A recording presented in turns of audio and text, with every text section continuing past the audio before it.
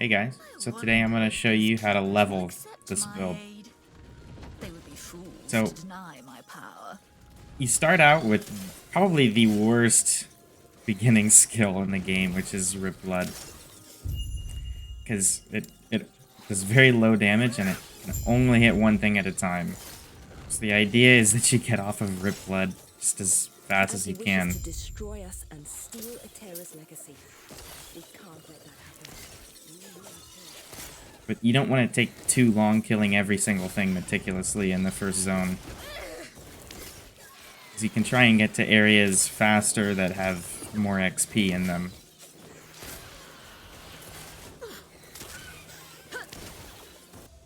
So in the second zone, you get summoned skeletons, which is not the greatest skill, but it does kind of allow you to do a semi-powerful early leveling thing, which is just skip most enemies and let something that can automatically deal damage kill them as you walk past. For some reason, you don't actually have to talk to this guy, so I usually just pass him.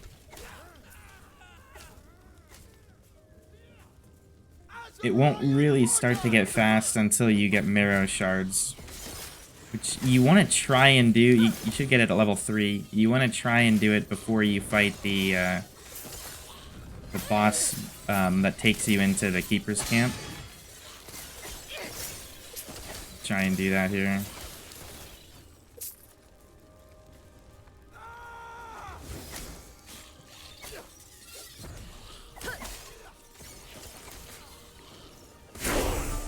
And there you go. So once you get marrow shards, it feels really good. You just try and line enemies up,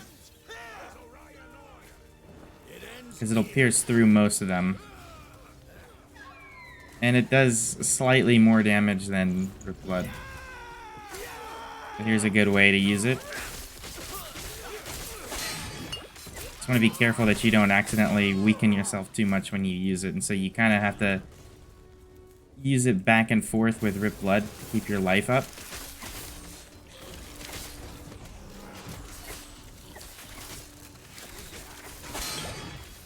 And see there, that's pretty dangerous if you use it and lower yourself below 50%.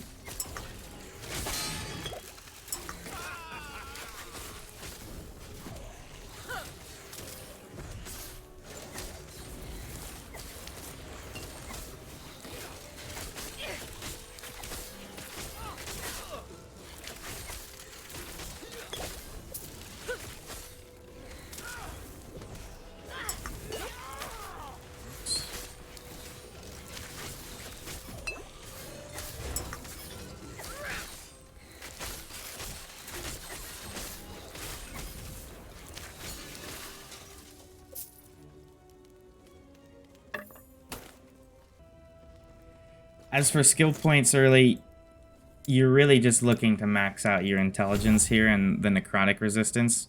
You can alternatively go for blood aura first. Either one of these two are fine early, but you want to be prioritizing as much damage as possible. That's the strategy. So in the third zone, you want to try and use early anyway your marrow shards as much as you can, because it's really the only AoE that you have until you get Wandering Spirits. Wandering Spirits is a pretty crazy leveling skill, and it's what we use all the way up until we can really start using Chaos Bolts. It's incredibly powerful, especially when you use it with the Rip Blood tech, which I'll show in just a second here. The reason Wandering Spirits is so crazy is you can just use it and then walk away, and things will kind of die. And the spirits will be revealed in an area around your player unless you specialize in the targeted area. And so it becomes much easier to clear out these big packs like this and then just walk away. That's pretty much all you do. Once we get to the next zone here, I'll specialize in the Rip Blood and show you how you want to deal with bosses early.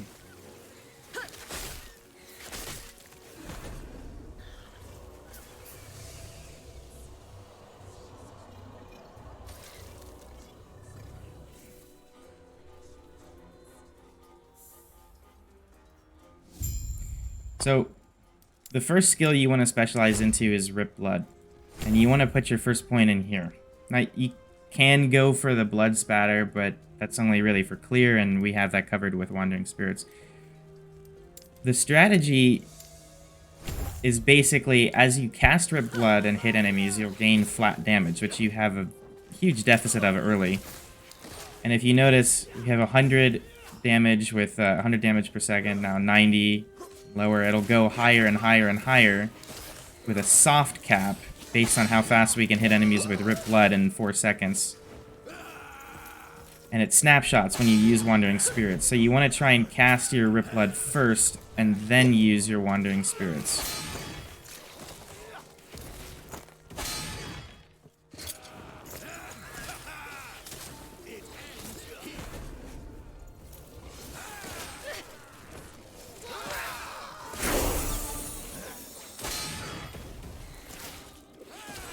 And pretty much every point you get, you want to put into that node, because the flat damage is incredible early. It's just way too strong. Little bug there. This guy is usually pretty annoying because your cast animations are really long, so you can't really dodge him. As you can see, it'll melt most enemies that you can actually stand next to.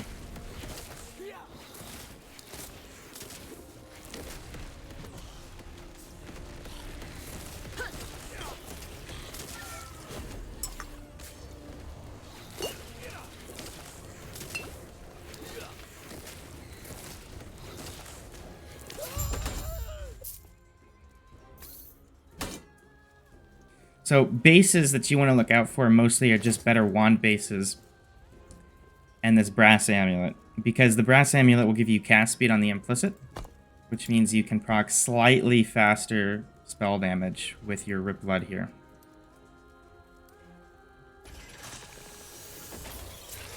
Now, it's pretty important to note that you want to try and do every quest you can that gives you a skill point before you get your mastery. Because Chaos Bolts is a skill that we get after being able to put points into our mastery, specifically 5 points. And that means that you need at least 20 skill points into the regular Acolyte tree, and then an additional 5 points into your mastery. And it's going to be a huge damage boost to when you can get Chaos Bolts.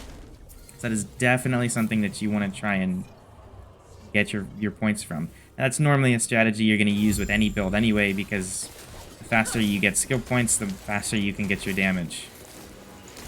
But it's especially important when your main skill is one that requires putting points into a mastery.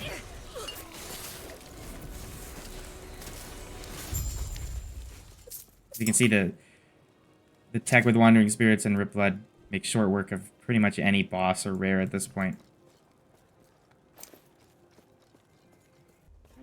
Alright, so we are just about to start fighting Orion. We're in the zone where we're walking up to him, and we got to level 8, so we have this skill specialization slot, and of course you're going to want to put Wandering Spirits into it. There's a couple different things that people like to do. Some people like to come out here and grab the poison stuff over here. Some people like to grab the duration. The duration is definitely appealing. I like to be able to use Wandering Spirits just a little bit faster, so it lowers the cooldown. This is where I tend to put a couple points first. Pretty much anything early is good. So damage and speed here into poison is good, and cooldown is good.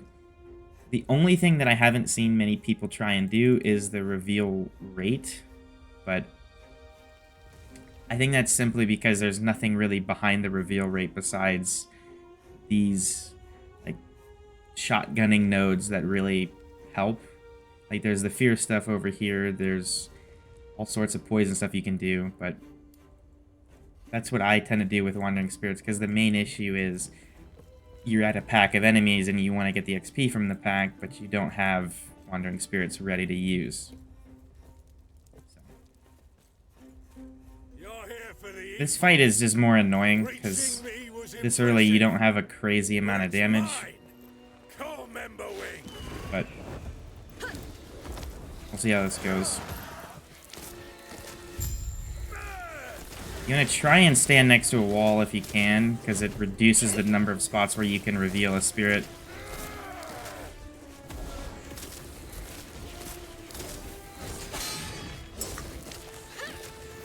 The Epoch is ours! Raya, aid me!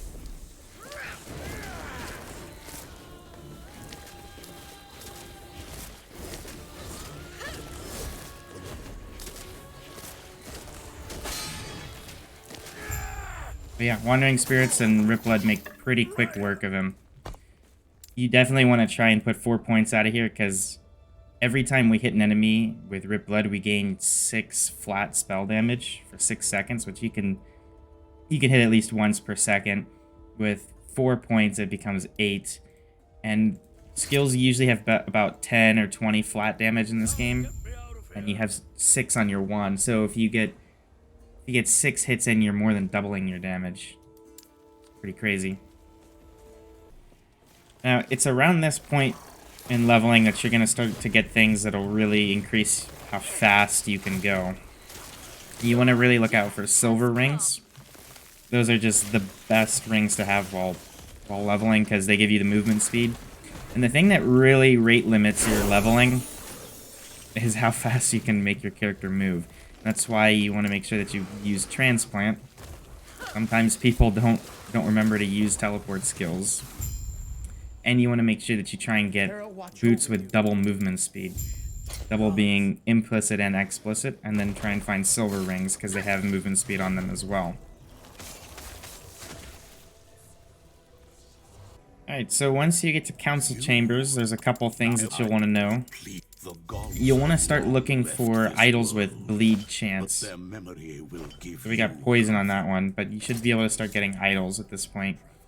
Bleed is something you can try and get on idols early, because Chaos Bolt has some nodes in it that makes you deal extra damage with the hits to bleeding enemies, and it's going to be quite a while until we're putting points into the Lich part of the tree where we will be grabbing bleed chance. And there's a particular reason why you want to grab it in Lich and not in Warlock.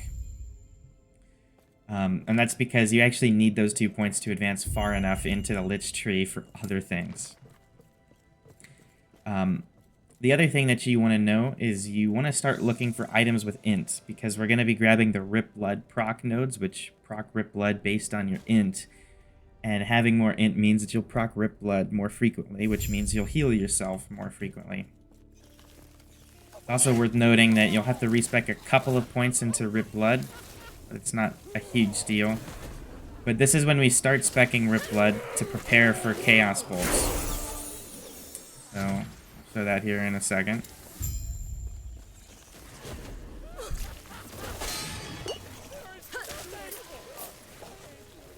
Really what it's all about with Rip Blood early is the healing. It can heal you a really fast speeds. So you want to try and make it to the nodes that actually scale the healing in the way that you want it to scale, which is by increasing the flat amount of healing and then getting extra healing based on your int. So you want to try and make it over to here to put your 4 points here to scale it with int, and then finally your 5th point here. So this is pretty important early. Then we'll grab some of the blood spatter nodes. You definitely want to be looking for items with int on them. Whatever it is, int is a priority. So here we got an extra point into the Wandering Spirits tree. There's a couple different ideas. You can go for reveal duration, but I tend to go for the damage here, just because it's the first nodes that give you damage. These nodes here are a little bit better for damage, surprisingly, because the range makes it so that you can shotgun with them a little bit more easily, but we're not really going to get past level 6 or so of Wandering Spirits, so we're not going to really get to the point where we can use this well. Some of these early bosses can be quite a pain, but with the damage scaling of this build, or with this leveling strategy, it's actually really easy. As long as you can stand near a lot of things at the same time, you can pretty much shotgun them pretty quickly. And as long as your spirits walk into them.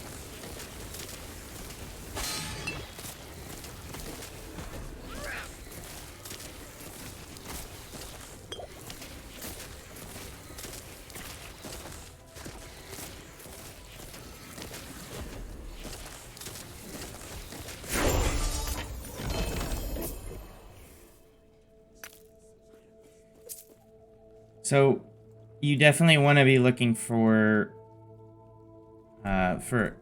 amulets too, because one of the important things to try and get early is increases to damage. And what you have to take into mind is Chaos Bolts is a fire and necrotic skill. So if you scale fire damage or necrotic damage, you're going to only be scaling half of the damage of your skill. So you want to try and scale global mods, like global spell damage. It's part of why Blood Aura and Int scaling is really good, because it's just scaling all of those and a couple of other things at the same time. But you don't want to be scaling necrotic or fire. You want to be scaling global mods. So one way to do that is with cast speed. I particularly like cast speed because it'll also increase your healing. Getting more hits in means more rip blood procs, which means more healing, because early getting to the 2 per second cap with rip blood is somewhat difficult, and you won't have enough int. You might have 20 or 30 int. As you can see, we're just barely getting almost 20. So Stay back. Run. alright, so after this fight, we should be getting our mastery, which is close to when we get our huge power boost. But this guy's always a bullet sponge.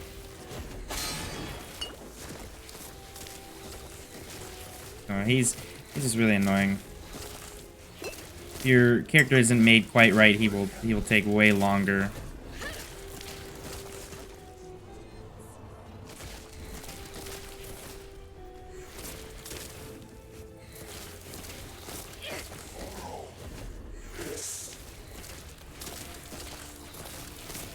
But his shit is too well telegraphed for the fight to be interesting, so.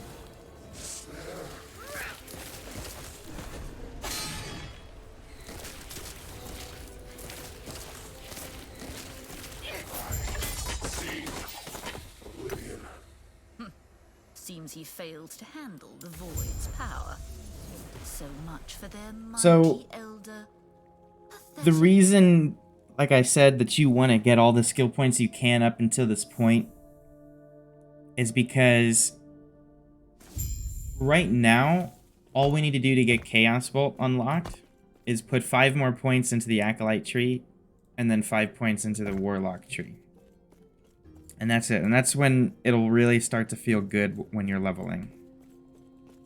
And so getting those points from quests early just means you can get to Chaos Bolts faster, and you can start specializing into the nodes into it faster. Then close your eyes. And then we're not specializing into Warlock, even though we put a very significant amount of points into it. As I guide We're going to make sure that you select Lich. With your remaining points in the Acolyte tree, the remaining 4, just want to put them into Vitality or the armor here. There's really nothing that's crazy. There's 3 options, really. Vitality, armor, or you can put a travel point here, and then you can go for resistance and ward retention. But I think for this build in particular, the Vitality is a little bit better, just because life and necrotic res is really nice for the chapters that are coming up. You need a lot of necrotic and physical resistance from the, well, from everything really, but specifically for the Imperial era, because that's pretty much all the damage that you come across in there. Unfortunately, with Acolyte, you can get the necrotic taken care of from your tree, with just the Vitality and the necrotic res. Pretty simple, really. So once you get to Cultist Camp, you should be pretty close to being able to get Chaos Bolts. Should be 2 or 3 levels away. I'm about 4 levels away from it. I'm slightly under-leveled, but that's okay. But it's at this point where you'll start putting a couple of points into the Warlock tree. Now, the nodes that you're going to go for are Chaos Flames, Soul Stealer, and Occultist Mind. You want to go for Chaos Flames and Occultist Mind first, and then Soul Stealer next. You're going to put 15 points into the Chaos Bolt tree, but you want to start with Chaos Flames because the damage is really nice, but we need Ignite chance and we need Damn chance to get extra damage out of Chaos Bolts. And as a side note, ailment damage early in Last Epoch is actually really good, even when it's not being scaled, because enemies have such little health, and the damage that ailments deal per stack is the same. It just gets buffed with like player stats and whatnot, but you're not supposed to have a lot of player stats, but the stacks are balanced around both early game and end game, but slightly less balanced for end game. So the early ailment damage is somewhat nice. Now, I kind of forgot, I was going to show one more thing, but I'll show it as soon as I load in here. But you want to put 1 point into the blood spatter part before you unlock Chaos Bolts. Into the blood spatter node into Rip Blood. And that is just because the hit damage is kind of nice. You don't actually proc this. You don't actually consume mana when you proc Rip Blood. And you want to make sure that you do the 100% here, because this is only a 25% chance. Eventually we'll, or 20% chance. Eventually we'll max out both. But you want to start with this one because it guarantees that you'll have one. Now, unfortunately, it makes your Rip Blood cost mana, but you'll start to have actual clear damage with Rip Blood instead of just the Wandering Spirits.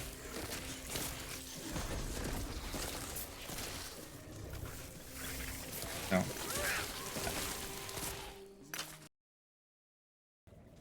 Alright, so once you do the Lost Refuge quest, you should have enough points to get to your Chaos Bolts.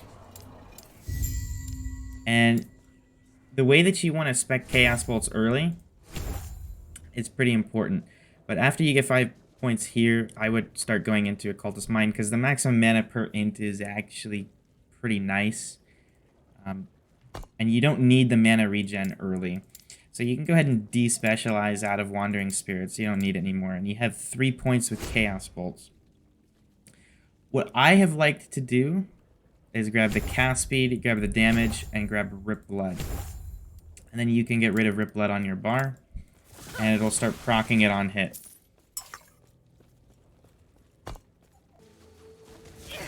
The early Chaos Bolt damage is actually really impressive. It's definitely comparable to Wandering Spirits, especially when you're proccing the Blood Spatter with Rip Blood. And the healing, too, from Rip Blood is pretty nice. It should be giving you about 18 or 20 health at this point when you proc Rip Blood, which is about 7 or 8% of our health pool. So it's about as strong as late game Lich can end up being in a lot of situations. So you can just kind of shoot Chaos Bolts at packs occasionally. So with this skill specialization slot, though, I'll show you what I've done with it in the past. As soon as I clear these guys.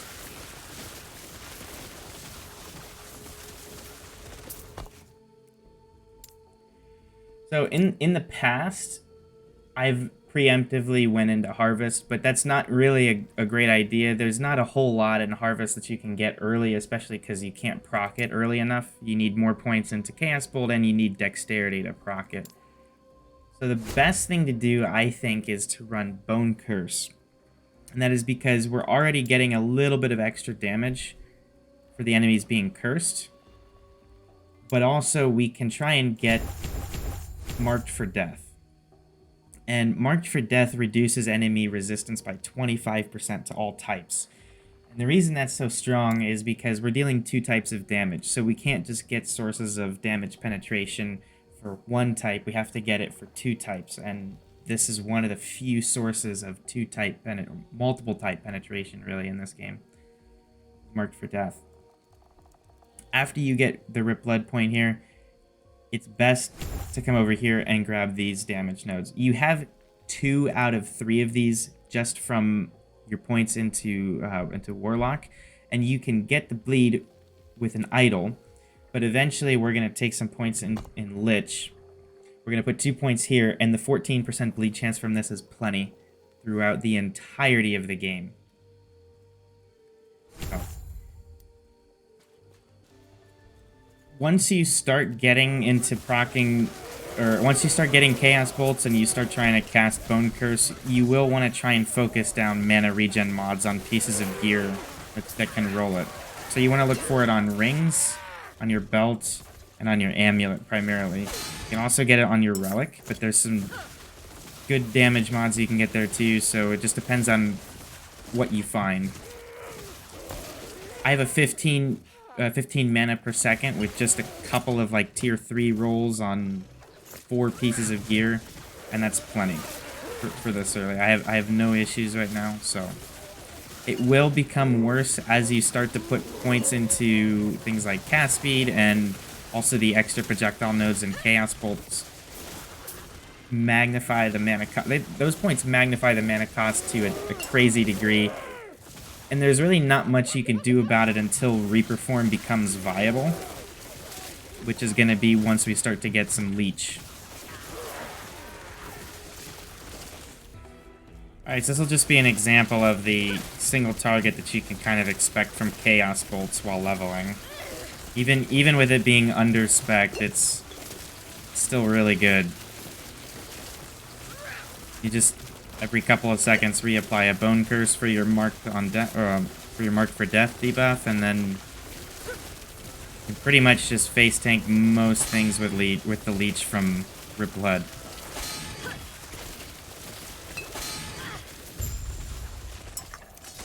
Becomes a pretty simple build once you get the Leech.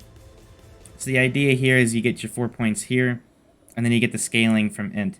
So right now this is 10 from the base effect, the bottom line of the wall of text there, restoring 10 health when it reaches you, plus 16, so it's 26. And then once you get your point here, this is a big priority, because this early you can push 25 at least Int, but probably 30. Comes mostly just from a couple of pieces of gear here and there. I don't think I have it in that many places. Basically like offhand and 2 rings. And then from your tree. This will multiply that roughly 30 health that you get back, the 26, by 2.5. So it ends up becoming about a third of our health pool every time it procs. So, alright, so we've skipped a lot of zones at this point. We're into well, it says Ruined Area here, but I just have to go back to the Imperial Era Risen Lake, because this is a side quest. And everything that I've talked about has been spec'd. So I'll kind of lead you through what to do next. So at this point, you should unspec the 2 points here.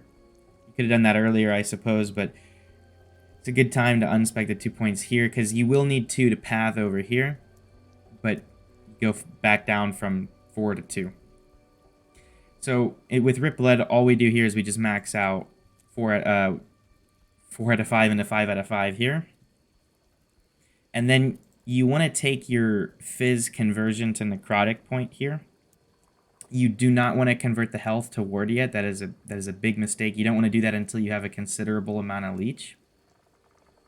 But you do want to convert the damage here, because the damage from Rip Blood is actually significant at this point in the game. It is not later, but it is now.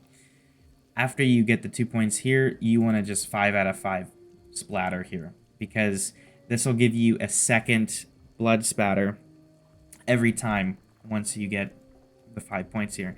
Now, the thing to consider is the first blood spatter, should say it here, the first blood spatter cannot hit the enemy that it procced off of, but the second one can. So having a second one will increase your single target, while the blood spatter's damage is significant. But then it just turns into another hit to proc your ailments. And then with Chaos Bolt, the idea here is once we have kind of gotten mana regen rolls on our gear, you can actually start working towards extra projectiles. So you can put an extra point into the cast speed here, and then the AoE. The 2 points in AoE actually do help with your single target. It just means that there's a chance that if things wouldn't have shotgunned before, they will likely still shotgun. That's where a lot of the damage with Chaos Bolts comes from, is shotgunning. And that's why the extra projectile points here are so big, is because it just means more projectiles to have a chance to shotgun. Now, you do have to have a way of dealing with the mana cost. In the future, it'll come from this. So we'll likely only put 1 point in here and kind of ping-pong our points here from the mana and the extra projectile. Now, the thing to note is this only gives you mana against cursed enemies. So if you want the mana back, you have to manually cast your Bone Curse. That won't be a problem in the future because we'll just curse things on hit, but it will be now.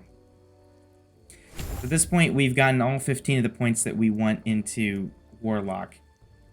So we can head over to Lich. Now, there's two choices early. They're both pretty strong. We're going to go for the Leech early. It's not super significant until you can get 8 points into it, but this is what will help us trying to get into using Reaper Form, because Reaper Form is pretty huge.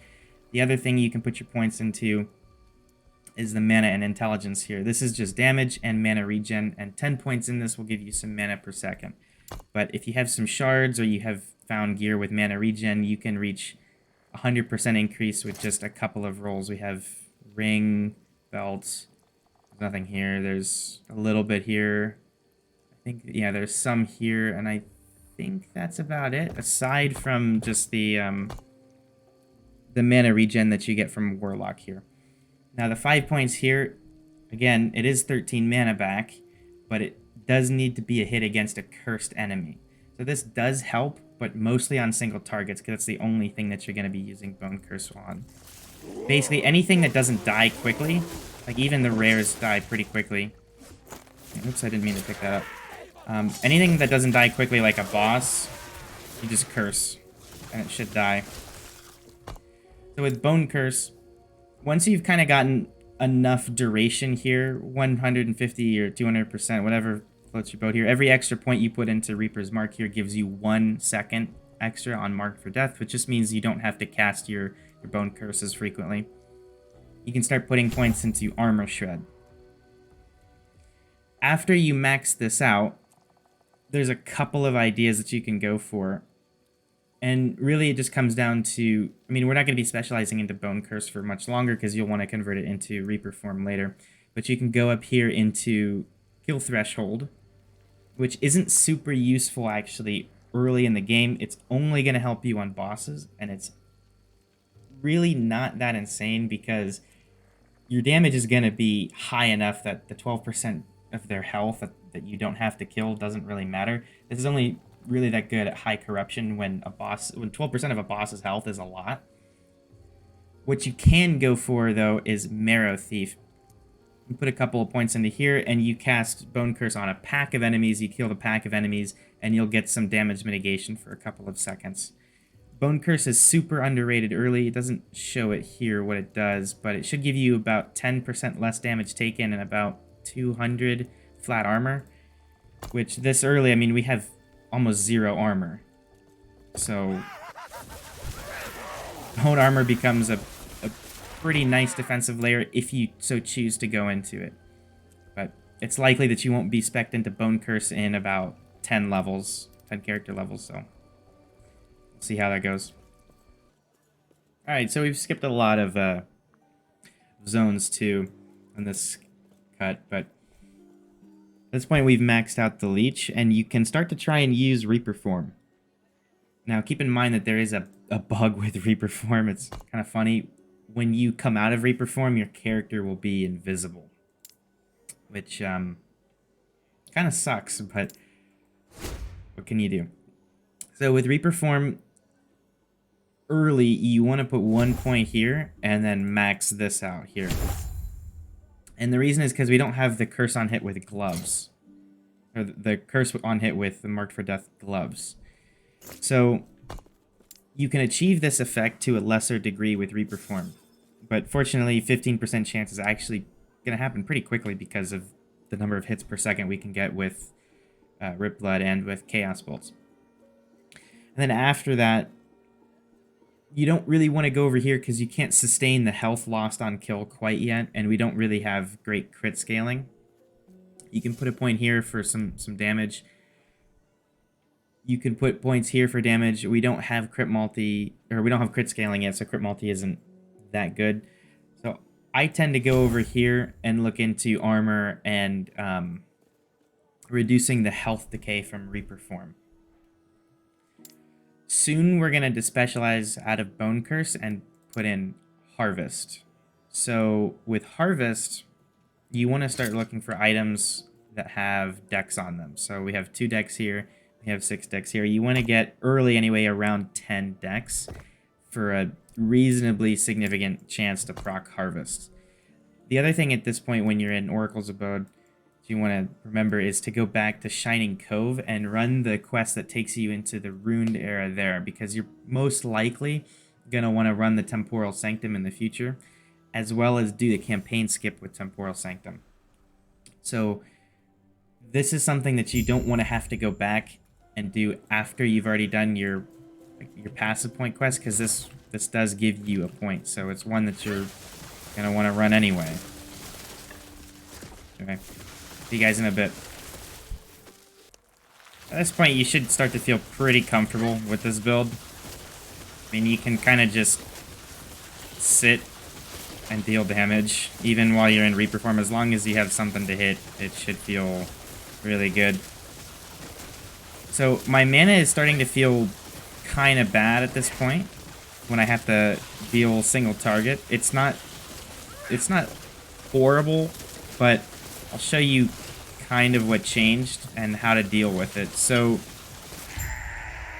basically what I did was I put a point into one projectile here and it added 5 to the cost of the skill.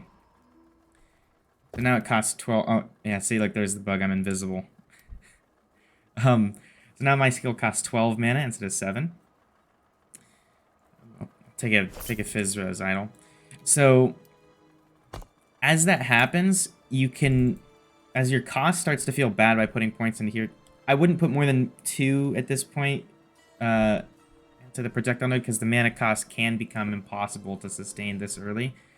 But you can start putting points into here. The point with this is, if you're in Reaper form, you can hit things and they'll get cursed, and you'll get mana back and you'll get health back, which is pretty strong. You'll put 2 points in here for sure. Probably going to be my next 2 points, or putting a point here so that I can put another point into, or put a point into the proc Harvest.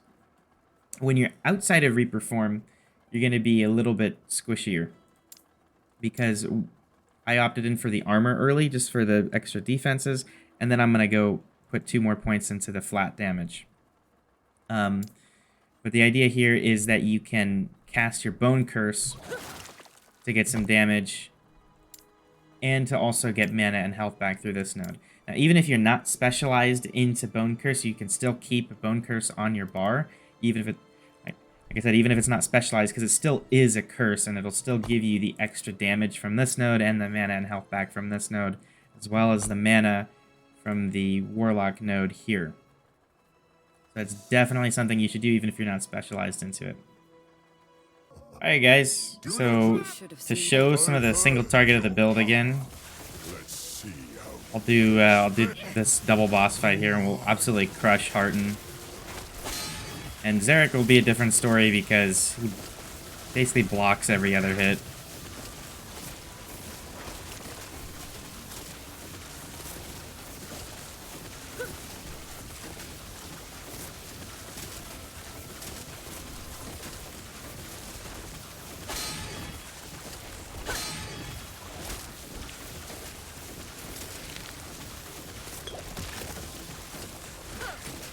As you can see, it's just not a problem at all. So at this point, at level 41, you should have about 14 or 15 of the passive points from quests. Once you get to about 45 and 15 passive points, you can start going into endgame monos, and I'll show an example of one before the video is over. Yeah, so here we're at 15. So here we have pretty much everything maxed out. We're just missing 1 more point into bleed. the mana regen from this is actually pretty nice because you can get 40, 50% or so mana regen just from tree, which makes a pretty big difference. What you want to do is you just point dump into int here. Well, not point dump per se, but you put 5 out of 8 here. And then you want to immediately go for the crit nodes here because the crit nodes are really what will turn the leech of the build on. Because in order to leech enough health back, you need to be dealing damage. It's obviously based on a percentage of the damage that you deal. And so with as many hits as we get into the build, even a 30% critical strike chance will be pretty noticeable. So you get 50 crit multi and 100% critical strike chance from 15 points here. And as soon as you get access to this leech node here, you put another 5 points into it just right away. Because then you'll have 10% of your damage leached as health, and it'll feel really good. Right around now, you want to start trying to scale some early crits. So that means getting a skull. This one is a 4%er. 5% is obviously the most important part. And then you want to get a crit chance mod on it. Probably look for an amulet with critical strike chance. This is a pretty good one. Brass amulets are probably the best base right now just because cast speed is particularly hard to scale. And then after that, it's just items with defenses. So resistance, and you likely want to find an armor with % increased armor just to give you a little bit of extra defense while you're in Reaper form, because we do have a lot of flat armor. Like, this isn't even in Reaper form. Once we go into Reaper form, it bumps up to 500 armor, which for level 40 is pretty good. Then it kind of becomes looking to scale ward from Rip Blood, because you're definitely going to want the ward for monos. The only issue comes is it's harder to sustain Reaper form once you do that.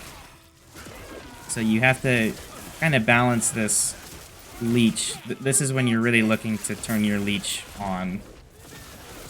And while 5% is noticeable, it's not enough to keep you alive while you're in Reaper form without any other source of health recovery. So once you do take this point here in Rip Blood, you definitely want to try and use potions a little bit to keep yourself into Reaper form. That's pretty much it. Is what we must do. Alright, so I have just made it to Heoboria. This is at the point in the game when I was leveling my first character that I decided to start running monos. And so at this point, I've put in one extra point in here just so I can, well, it's damage, but just so I can grab Harvest. And I have also put in the Ward node here. So I'm going to despecialize out of Bone Curse and specialize into Harvest. So one of the things that you can do early, because the leech is not enough, is you can put exactly 4 points here and then grab this. Now, anytime this hits an enemy, you'll gain health equal to your int, which is 55. So you don't proc Harvest a whole lot, but you proc it enough that you will notice that. And then you try and run out here to the left as fast as you can. You put 2 points into base crit, you don't put a third. You put 3 points in here, and then grab the movement speed, and then go back and put your other 2 points here, because this is another part of crit scaling that'll turn on your leech. So I'll go to end of time here. Impossible. And we'll run one level 55 mono just to see how the build functions at level 40 or so in an early mono. The build feels pretty good to level with. There aren't any major issues. You just kind of want to know what resistance is to get.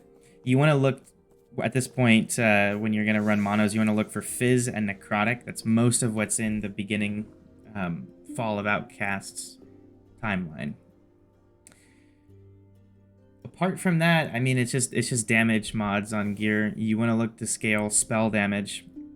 There aren't any cast speed nodes until way later in the Lich tree, so you're going to want to try and get cast speed on your offhand and your wand.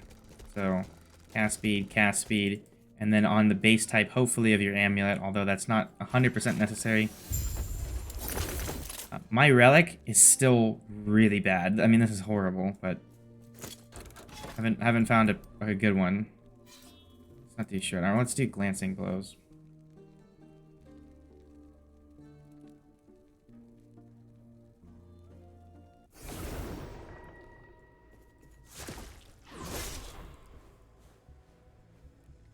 Oh, kill enemies for the ambush. Yeah, my favorite one.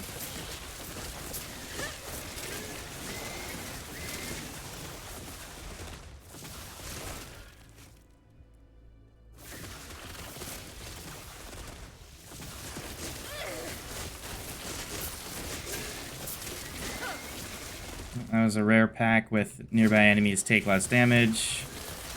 Pretty easy.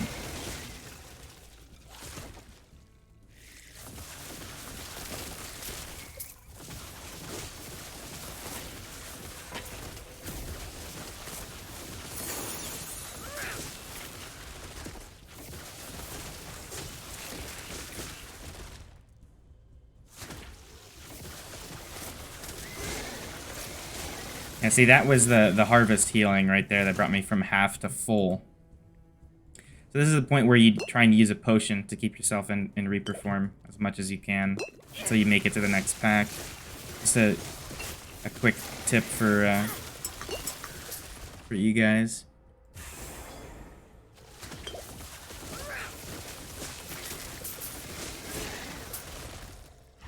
It is much harder to stay in Reaper form without the Leech, though. So if you're not in Reaper form, you just cast your Bone Curse to get a little bit of extra damage. And you'll be fine.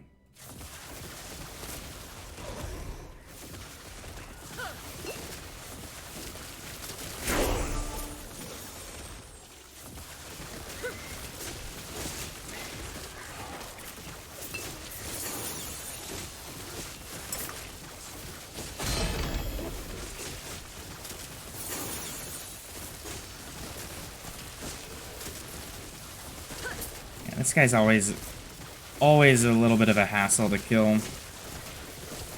Pretty annoying.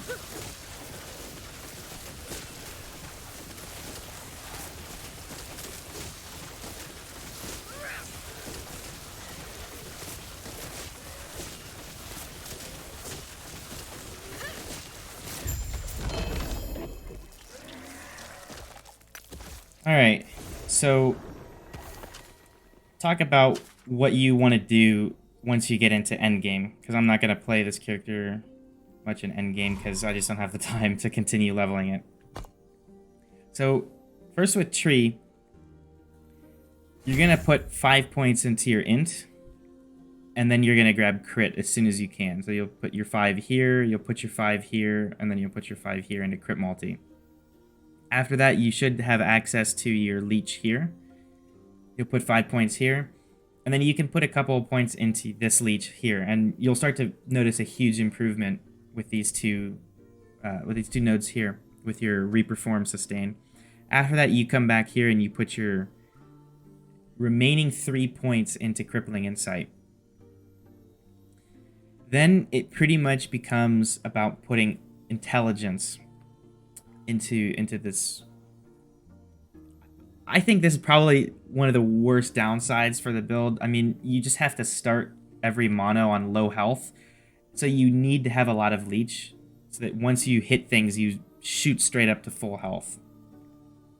But that's why we go for this last, or sort of last.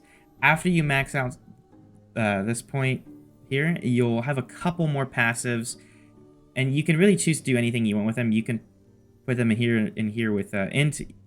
You can put them in here to try and get a little bit more mana regen. That's what I have on my other character. There's a lot of decent options. You could maybe go for a little bit of extra increased damage with some health drain. But that's essentially the idea that you're shooting for. Later on my character, I ended up taking some points out of Blood Aura and putting them into Bone Aura for the armor. And then I put more points into this. I put the 5 points in here for the more armor per curse on the target is. With one curse, it's not super great, but it's something. But armor and health, you can't really complain. So as for skills, with Rip Blood, it's pretty simple. You're going to max this out here, and then you're going to put some AoE. super basic. You can go for bleed chance, but you have enough bleed anyway, so it's only the initial hit of Rip Blood, it's not the blood spatter, so it's not great at getting bleeds out there. Now Chaos Bolt. This is probably the most important one. You're gonna want to put a point here, and then a point into your mana, and then a point here, and then a point into your mana. Now, I wouldn't shoot up to 3 points into the projectile node until you have about 24 mana per second, and until you have at least 1 point into the mana here, but probably 2. After that, it's just Destructive Intensify. You don't want to put too many points into Destructive Intensify. I found 2 to be just what you need. The reason is because it'll drastically reduce your clear. You have to really focus on aim, and you can't kill that many enemies at a given moment. Once you start getting plus level to your skill, you can start to maybe put an extra point into cast speed, but you come out here and you grab the cold or the fire to cold conversion, and then you put 1 point in here for double damage. Now there's something you have to note about the fire to cold conversion. It also converts your ignite to frostbite. Now, this is a positive and a negative. Like I said in my previous video, it converts it only for this skill. So most of your, actually all of your ignite chance right now comes from this node and comes from the Warlock node Chaos Flames, and it specifies ignite chance with fire skills. So all of it comes from Chaos Bolts. So if you take this node too early, you'll have no ignite, but you'll have frostbite. You really want frostbite and ignite because they're both on this line. It's a net neutral if you just take it right now. What you need to do is get a high enough proc rate with Rip Blood and with Harvest, which means scaling 15-20 dexterity, and have some idols with ignite chance on it, because it's global ignite chance. For Harvest, like I said, you'll work your way over through here for the movement speed and the crit, and eventually when you don't need this healing, you put 1 more point into the resistance shred. This is all the necrotic resistance shred you need. We don't even get cold shred, even though we'll eventually be a cold necrotic build. So for Reaper form, the health drain here becomes pretty important because we don't have as much leech early. So you definitely want to try and get your defense here. After that, you'll pretty much be trying to get more points here and working your way over to this. Now, you can kind of hoard your points because the health lost on kill is a pretty big downside. You will need leech to deal with it, but you do scale crit and damage with it, which means as you scale this, your leech will technically increase, even though the percentage damage leech won't increase. The damage that you're dealing will, which means the actual you get the idea. But pretty simple tree. Once you get the gloves, you no longer need these points. You can move them to the crit multi here. Your 5th skill, some people have told me that they've used Bone Curse. That's probably an okay option. It's good early if you don't have a source of armor shred. You can just curse things with manually with it, and you can get bone armor from it here. And then you can try and get kill threshold, which you can also get with harvest here. I have opted for transplant because transplant can give you bone. It can give you bone armor as well. But the other thing it can do is it can give you mana, which later, once you get a wrong warp, you don't exactly need the speed from being able to teleport frequently. You just really want the mana and the bone armor, and so that's what I have opted in for. And then you can put some points into Dance of Blood to get you a little bit of ward while you teleport. Now, with gear, early, you're going to hunt down any Profane Wand, because Profane Wands specify that the spell damage they add is necrotic, which means going from about 50-50 fire necrotic damage to about 90-10 necrotic fire damage. So it means that you can start to scale actually global necrotic damage mods, at least until you get a wrong warp. Now, if you have a if you want to go for a Marina's, you absolutely can. It is one of the best wands to run with this. But unfortunately, Wrong Warp is just better, but it requires level 83. So you can get by on just any Profane wand. Now, one thing to note as well that I forgot to mention with passives is to grab the flat damage here whenever you get Leech and crit. Because the flat here is pretty impactful. Usually wands will have 60 and the skill will have about 20 and you'll get about almost 10 from Reperform. So this, putting 10 points in here is around 20% more damage. It's pretty nice to have, but not necessarily mandatory. I would highly recommend it. So that's kind of the build. Except for blessings. So for side note, for your frostbite here, you can go for the blessing from the Reign of Winter timeline, but you kind of do want the increased armor from that. So it's up to you, but best way to get it is once you get levels, like I said. Get it from this node, and then you get Global Ignite chance, which is procced via Harvest and Rip Blood.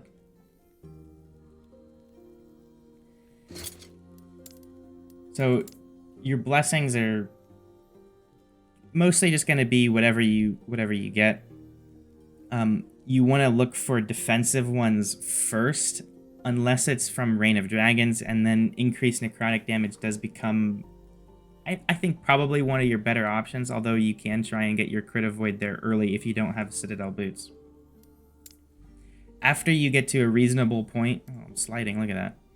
After you get to a reasonable point with your character where you just want to get your remaining idle slots and you want to get the +1 to all attributes from killing the final boss, all you have to do is get a Temporal Sanctum key and go to the Ruined Era and run the Temporal Sanctum at tier 1, and make sure that you actually walk out of the dungeon, because it'll take you to Radiant Dunes here.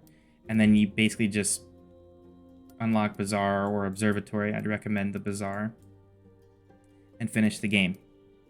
You don't have to go and kill Lagan here. You don't have to finish the cold area. You can just go straight to the desert. So, anyway, I hope this made it easier to start with this build. A couple people were asking about items and stuff. There's nothing that's absolutely required to play the build, but they're definitely really important. Like the gloves, probably your first upgrade, and then Twisted Heart, and then probably Wrong Warp. That's the order I'd get it in. So anyway, take care. See you later.